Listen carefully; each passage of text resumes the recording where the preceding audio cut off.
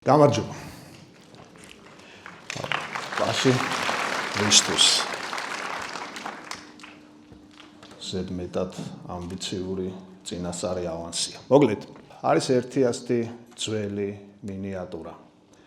როცა ბერდები ხესავით ხარ, სიტყვები გცვივა. შეიძლება ვთქვათ, რომ ლიტერატურა გარკვეულწილად არის ხანდაზმული ფიქრის ხელოვნება. და გარკვეულწილად ეს სიბერე, რომელიც გულისხმობს სიტყვის შემოდგომას, გულისხმობს სიტყვებს, რომელიც მოფენილია და რომელშიც ადამიანი მიაბიჯებს. თუმცა მეორე მხრივ არის ფოთლები, რომელსაც ადამიანი ფეხს აბიჯებს და არის ფოთლები, რომელსაც ადამიანი ასწდება. მე მინდა რომ დღეს ვილაპარაკოთ სწორედ ამგვარ ფოთლებზე, ადამიანისგან გამოტოვებულ ფოთლებზე. ან უფრო უკეთ და ზუსტად რო ვთქვათ, უკვე გამოტოვებულ სიტყვებზე, რომელზეც გარკვეულწილად მე თუ მკითხავთ და არა მხოლოდ მე თუ მკითხავთ, დგას ლიტერატურა. და შეიძლება არა მხოლოდ ლიტერატურაც. საქმე ის გახლავთ, რომ ერთმა ძალიან კარგმა მწერალმა თქვა თავის დროზე, ჩვენ ვართ ის, რაზეც ვდუმვართ. მაგრამ საკუთრივ ეს დუმილი გარდაულად არის დამარხული სიტყვა. უსიტყვოდ დუმილი არ იარსებებს. ერთი მხრივ დუმილი ექოა სიტყვის, მეორე მხრივ პირიქით სიტყვა ექო დუმილის. ეს კაცი იყო უილიამ ფოლკნერი. მე უილიამ ფოლკნერი იმ კაცზე უფრო დიდ მწერლად მიმაჩნია, რომელსაც ახლა ვახსენებ, თუმცა ის კაცი მე უფრო მაინტერესებს როგორც პერსონა, ძალიან კომიკური მიზეზის გამო. ბავშვობაში ჩემს სახლში ეკიდა მისი პორტრეტი, ერნსტ ჰემინგუეის პორტრეტი და მე ეგ კაცი მეგონა ბაბუა ჩემის მამა. ისევე როგორც ძალიან ახლობელი ხალხი მეგონა ჰემინგუეის გვერდით დაკიდული სტალინი, რუზველტი და ჩერჩილი და ასევე სამი კაცი, სამი დიდებული ტრიბაგატია გახსოვთ ალბათ ცნობილი ტილო, აი ესეთი გაუგებარი, სრულიად გაუგებარი კოლაჟი იყო ჩემი სახლის კედელზე წარმოდგენილი და აი ჰემინგუეის ეკუთვნის ერთი თეორია, რომელიც გარკვეულწილად ფროიდიდან მოდის, აისბერგის მეტაფორას მისდევს და საკუთრივ ჰემინგუეისთან ქვია ალბათ უფრო ზუსტად რომ ვთქვათ თეორემა აისბერგის. და ჰემინგუეი ამბობს ეგეთ რაღაცას, რომ თუ კი მწერალმა ზუსტად იცის საგანი, მას შეუძლია ისე აღწეროს ის, რომ გამოტოვოს მრავალი დეტალი.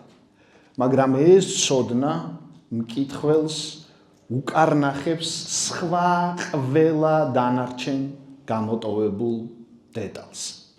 და მე ამას ძალიან ბევრი, ძალიან საინტერესო ადამიანის ფიქრიც დაეფუძნა ლიტერატურაშიც, კინემატოგრაფშიც, მაგრამ მე მინდა რომ უკან გადავმისამართდეთ და ამ მეთოდით ვეცადოთ სხვადასხვაგვარად მოვძებნოთ გამოტოვებული სიტყვების შედეგები ლიტერატურაში.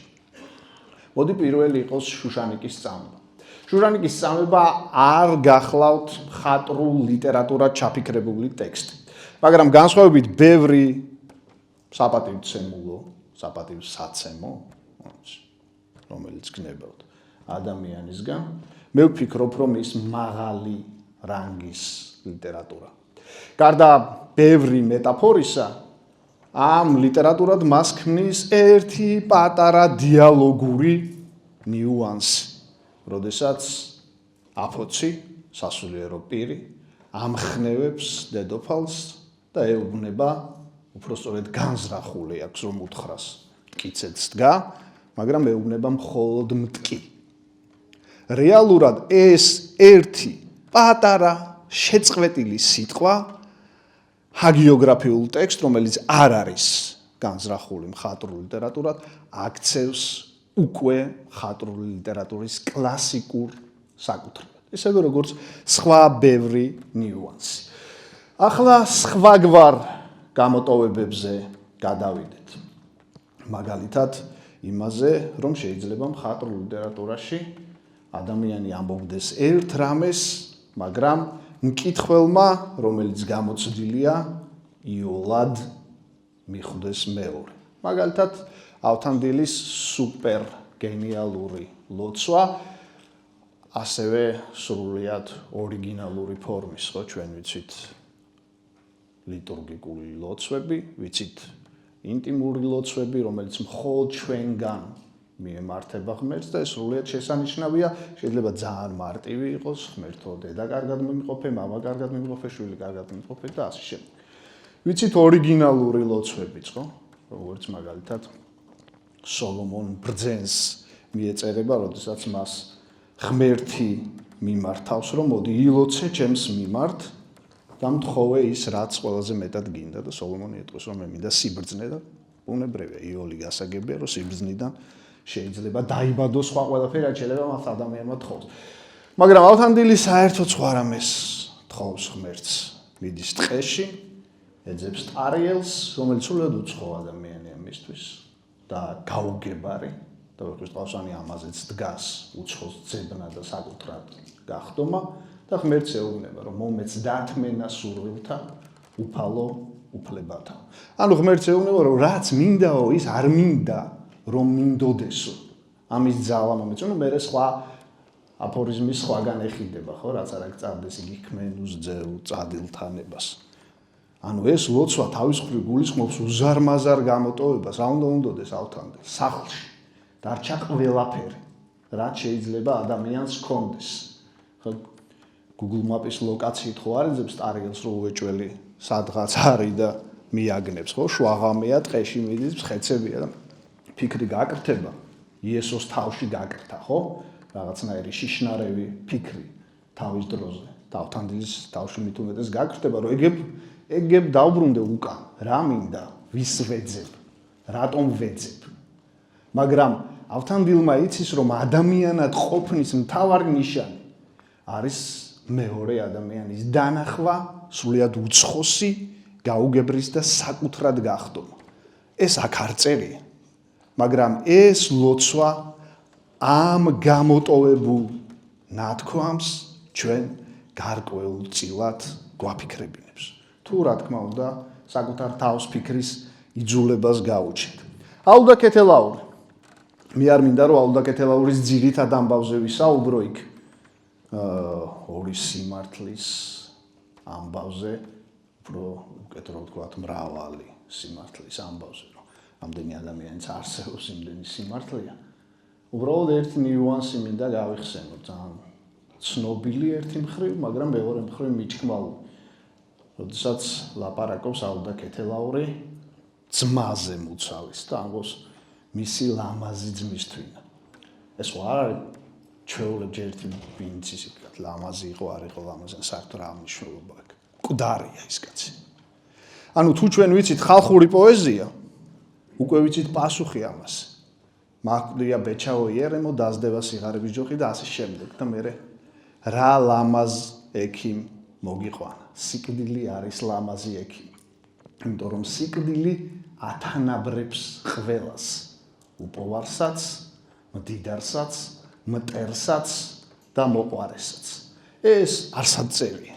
მაგრამ თუ რაღაც ცოდნა გვაქვს, თუ თუნდაც ხერხემლის, თუ ზურგის ტვინით გვაქვს ერთგვარი კიდევ ერთხელ გავიმეორებ, იძულება ფიქრის, იოლად ხვდებით, რომ ეს სილამაზე არის სიკვდილი. და მესამე ამირანი. ამირანიანი ყველას გვახსოვს. რა არის ამირანი? ტიპური ეპოსი, სრულიად გენიალური, რომელიც დაფუძნებულია იმაზე, რომ ადამიანი კვდება და იბადება გაცილებით უფრო ძლიერი. და როგორ ხდება ეს? ხდება ინიციაციით. ტიპური გარდასახვით, ხო? პირველივე დღეს, როდესაც ამირანი იბადება, ის კვდება. კვდება დედამისი დალი, გაახვევენ ფურკამეჩის ტყავში, გამოიყვანენ. და არის ხელახლა დაბადებული. ეს არის ინიციაცია და როცა ხელახლა იბადები, ეს ნიშნავს იმას, რომ იბადები უფრო ძლიერი. ხო, მას იყენებს ძალიან ბევრი ავტორი, რეჟისორი, პოპ ფილმებშიც კი აი ნარუტოს ძალიან ცნობილი ფილმი, სადაც დიკაპრიოს გმირი გამოდის ცხენის გულგვამიდან და ასე შემდეგ, ძალიან ისეთი ტიპური სცენა.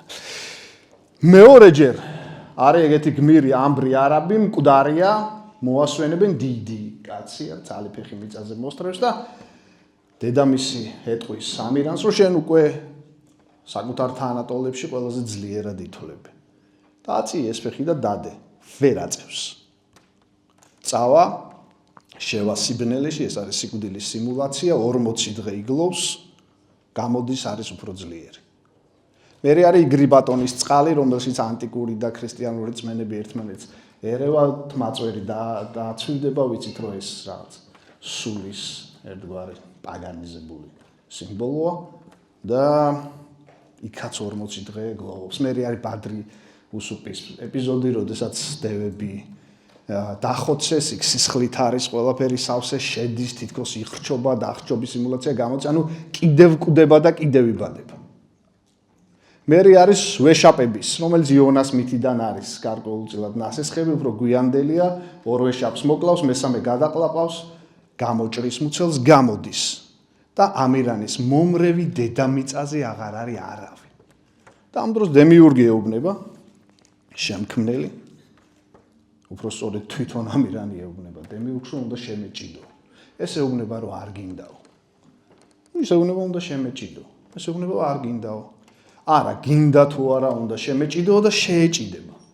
და დემიურგი შემქმნელი ღვთაება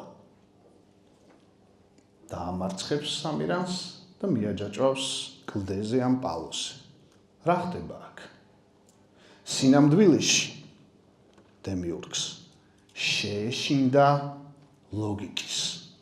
იმ ლოგიკით, რა ლოგიკითაც აქამდე ამირანი არსებობდა. ის რომ მოეკლა, ის უკვე ღმერთად დაიბადებოდა. შესაბამისად, დემიურგმა ის მიაჯაჭვა საკუთარ ადამიანობას და უთხრა, რომ ყველა ადამიანი არის რაღაცით კოჭლი იდეალურთან შედარებით და ეს გაცილებით საინტერესო, როგორც მთავარ ანგელოზის და იაკობის შერკინება მთავრდება ბიბლიაში, ხო, როდესაც დააკოჭლებს იაკობს ადამიანთა შორის უპირატესს, გამოუშვებს ეგრეთ და ეუბნება, რომ შენ არ ეუბნება, უბრალოდ გულისხმობს, რომ ადამიანთა შორის უპირატესი ღმერთთან შედარებით მაინც კოჭლი. ხრამიანში ეს არწერია, გამოტოვებულია, მაგრამ უნდა მივხვდეთ. და ბოლო, რითაც მინდა დავასრულო, ერთი წარმოუდგენლად დიდი, შეიძლება შემთხვევითი, შეიძლება არც არსებული, მაგრამ ჩვენამდე არსებულად მოღწეული ამბავი. თითქოს ვარძის თუ ვანის ქვაბებზე ამოკვეთილი. 14 წლის აღმკვეცეს მონაზვნად, აქვე შევსრულდი 74-ის რა ლამაზი იყავი ბიჭო. ძალიან იშვიათია ამ მასშტაბის ტექსტი ქართულ ლიტერატურაში, სრულიად არალიტერატურად ჩაფიქრებული. მაგრამ ძალიან დიდია ცდუნება, რომ ჩვენ ვიყოთ პრიმიტიულები. დავდგეთ და ვთქვათ, რომ ამ ქალს ვიღაც ბიჭი უყვარდა და მე 60 წელი იტანჯებოდა და ასე შემდეგ. ძალიან ადვილია იოლი ცდუნება, კარგია ესეც ლიტერატურისთვის. მაგრამ არა იმ მასშტაბის, რა მასშტაბის ფიქრიც მინდა დაგიტოვოთ. რა იგულისხმებოდა ამ ერთ-ერთ ყველაზე დიდ და მნიშვნელოვან ამბავს, იმიტომ რომ მონაზვნობა არ არის სახუმარო საქმე, დიდი ასკეზა. ესე მარტივად რომ ეს 60 წელი ახლა მე გვერდზე გავწიე და ესე მარტივი ამბავი არ არის.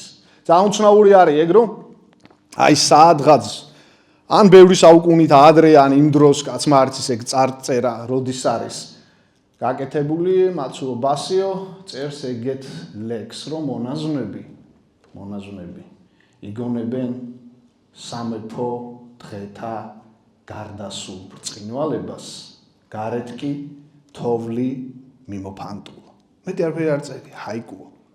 თუ ჩვენ მივხვდებით კავშირს, რა ლამაზი იყავი ბიჭოსა და გარეთ კი თოვლი მიმოფანტულა, მივხვდებით რა არის ლიტერატურა, რა არის გამოტოვებული სიტყვის ხელოვნება და საკუთრივ ყველაზე დიდი და მნიშვნელოვანი გამოტოვება, რომელთაც მინდა დავამთავრო, არის ის, რაც არის ქართულ ხალხურ ზღაპრებში. Როგორ მთავრდება ქართული ხალხური ზღაპრები?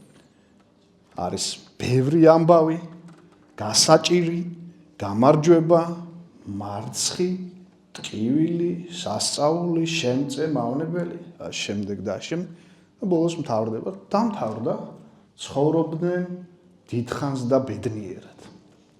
კაცი შვილს არ აინტერესებს რა არის ეს დიდხანს და ბედნიერება ცხოვრება. იმიტომ რომ ეს შეიძლება არც არსებობს და რომც არსებობდეს ძალიან მოსაწყენი იქნებოდა. იმიტომ რომ ლიტერატურაც და ადამიანიც არის ის, რომელსაც ტკივა იმარჯვებს, მარცხდება, არის ნაკლული, არის უმადური, არის შურიანი, არის კეთილი, არის ყველაფერი, რაც მოძრაობას გულისხმობს და არა იმას, რაზეც ლიტერატურა აღარ ლაპარაკობს. დიდი მადლობა.